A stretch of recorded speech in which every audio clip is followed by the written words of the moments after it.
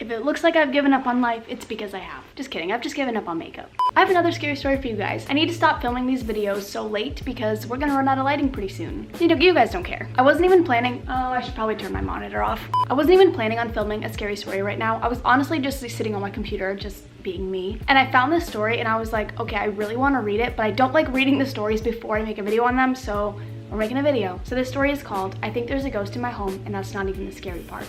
The first night. So I haven't gotten much sleep the last few nights. There's apparently something up with the alarm system in my house. It was already installed when I moved into the house, which I was so thankful for, since it was the first house I was living in on my own, and sometimes it's scary being a woman on your own. This gave me a bit of comfort knowing that at least if somebody came in, I would know about it, and maybe it would scare them away. Okay, back to it, the alarm. It's nothing fancy, no cameras or anything. It's not even actually connected to notify help if I needed it. However, if an alarm is tripped, it makes an obnoxiously loud beeping sound and has a feature that when a door or window is opened or a motion sensor in a room is set off, this lovely sounding lady with a British accent will come on the intercom and tell you where the point of entry or movement is coming from. The voice sounds like a robot, a British robot, enunciating the words and pauses very dramatically. Back door, front door. It became somewhat of a joke for my friends and me. When they would come over, we would mock the voice by imitating her accent. I would imitate the motion sensors by myself because I never set the alarm for those when my friends were over. So I'd be home alone, set the alarm, and walk through the dining room and the voice would chime in, dining room motion, loft stairs motion. As I'd make my way upstairs to the bedroom, which was technically the loft, I would chime along with her as she notified me of my every movement. Anyways, back to the strange thing it's been doing. And I know this is gonna sound crazy, the voice on the alarm, I think it's been changing in the middle of the night. I heard it first a few nights ago. It came on and said back door. But I swear it wasn't in an accent, and there was no dramatic pause between the words. I was half asleep, but I heard it. It repeated 4 times that I know of. Possibly more, because I awoke to it. I roused myself out of bed and made my way slowly and cautiously down the stairs. As I did, the normal voice and the loud beeping came on. Loft stairs motion. I stood there for a moment in silence, waiting to see if the voice would sound again, but it didn't. So I made my way further down the stairs and eventually through the dining room towards the back door. The voice came on again. Dining room motion. I have to admit, I was a little freaked out, but I knew I had to check, so I kept making my way through the house, flipping on every light on my way until I reached the back door. It was shut and locked. I let out a huge breath. I didn't even realize that I'd been holding it in the whole time. I jiggled the knob and pulled on the door just to be sure. I poked around the house, flipping on and off all the lights as I went from room to room, just for peace of mind. I was alone. The voice chimed with me as I made my way past all the motion sensors, turning off the beeping alarm and went back upstairs into bed. I fell asleep with no more incidents that night. First thing in the morning, I made my way down the stairs, hearing the voice chiming in on the intercom. Side note, I have an alarm programmed to deactivate the beeping at 7 a.m. Loft stairs motion. Dining room motion. In the same British accent with those dramatic pauses as usual. I made my way to the intercom screen and started to play with the settings. As it turns out, the lady's voice isn't the only option that I have to listen to. There's also the voice of a man, who sounded Australian. So I decided to give the lady a rest and take the man voice off the bench. Night 2. It was a weeknight, and I had to work the next morning, so I did my normal home alone routine. Made dinner, watched some TV, did the before bed hygiene routine, checked the locks on the front and back door, and set the alarm. I'd forgotten that I changed the voice, so it startled me briefly when it alerted the first motion alarm. Dining room motion. Loft stairs motion. The man voice had the same robotic sound as the lady. I woke again in the middle of the night, but this time I wasn't sure why. I just woke up there and laid staring at the ceiling. I don't know what time it was or how long I had been lying there awake until I heard it. Dining room motion. The voice. The woman's voice from the night before. A chill ran through my entire body. I knew I should have kept some type of weapon upstairs with me. I was terrified. I didn't know what to do, so I picked up my phone from the nightstand and called 911. I stayed on the phone with dispatch until I heard a knock on my front door. The dispatcher assured me that the officers she had sent had informed her they were at my door. I ran down the stairs, tripping the alarm as I blew down them. I didn't even go enter the passkey to turn it off. I bolted to the front door and threw it open. The police officers, there were 2 of them, entered. I was still so terrified they had to ask me to deactivate the alarm. Then it dawned on me, and I didn't know whether to feel more terrified, relieved, or just plain stupid. But the alarm hadn't been going off when I heard the voice. It was only the voice.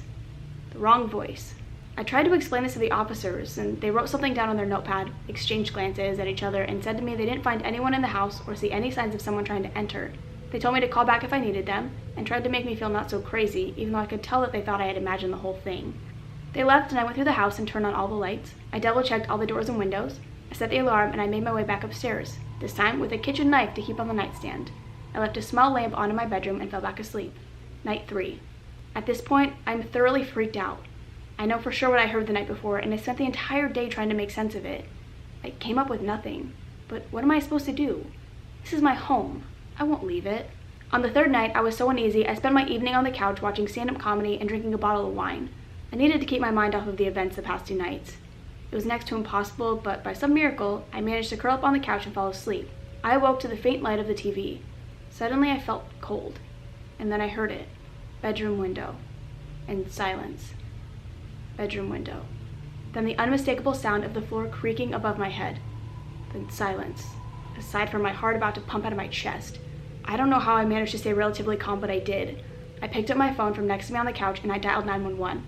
I whispered, as faint as I could, "Someone's in my house. Send help." And I hung up. Terrified they would call back, I turned my phone to silent and slid it into my sweatpant pocket. As quietly as possible, I got up off the couch. I had nowhere to go. My living room was like a nest at the back of my house. No door to outside, no windows that open, just large bay windows to let light in. I had curtains that draped down to the floor to cover them. I heard the floor creak above me again.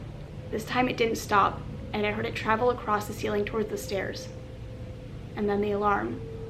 Loft stairs motion. Instinct must have kicked in because I shut the television off and flattened my body against the wall where one of the windows was and covered myself with a long dark curtain. Dining room motion. The intruder was getting closer.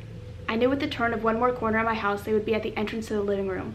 I had wished that I could see, even faintly through the curtain, but I couldn't. I stood as still as possible and tried not to breathe. I heard the sound of heavy boots crossing the floor. I heard the footsteps moving closer until they breached the entrance to the living room.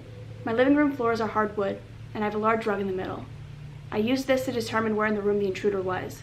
I knew they were moving closer to me because I heard the boots on the hardwood, and then the silence that could only mean they were on the rug. Nothing for a minute, until bang, bang, bang. Police department. At that moment I thanked God and then cursed when I realized I'd flinched at the foreign sound. I knew my movement had been seen because I heard the boots scurry towards me and then I could feel a light warmth. It was body heat. The person was practically right against me, with only the curtains between us. Even though I could not see, I knew we were face to face. And then he spoke. "Found you." His voice was deep and ominous. And then the police again. Bang, bang, bang. "Police department, open the door or we will break it down. You were supposed to be in bed," he whispered. The banging on the front door got louder and I knew they were trying to break it down. "I've been watching you for too long, and I will be back." I then felt his hand touch my face through the curtain. Gently he rubbed my cheek and guided his hand down the side of my neck and gently grasped my throat before letting go and running out of the living room. I heard the voice. Dining room motion. Bam, bam, bam. Loft stairs motion. Bam, bam, crack. They had broken the door frame with the deadbolt. I saw bright lights and I threw the curtains off of me and screamed, "I'm in here!" He went upstairs. The voice on the alarm didn't know what to do. Bedroom, dining, stairs, window. It was all of the motion sensors jumbled into one as officers made their way up the stairs and through the rest of the house. Chaos had erupted in the one place that was supposed to be safer to me than any other. Within minutes, the officers had gathered into my dining room and my house was clear. 2 officers split up, one searching the backyard and the other left in a squad car to search the area. I had begun telling them what had transpired while another team came in to look for evidence. By the time it was all done, the police had not found the man and concluded that he had somehow figured out how to slip the lock on my bedroom window. After further investigation, they had discovered scratches on the outside lock to my back door, a sign that someone had either attempted or successfully picked the lock in the past. I froze. 2 nights before, when I heard the strange voice say, "back door," it was warning me that someone was trying to come through the back door. I almost threw up when I had thought about the voice alerting me to the dining room motion detector. The police assured me they would be keeping a watch on my house for the rest of the night, and probably many nights to follow, but somehow I didn't feel better. Night 10. A week had gone by since my horrifying incident, and all had been quiet. The police watch is still in effect, but they backed off a little by parking down the street.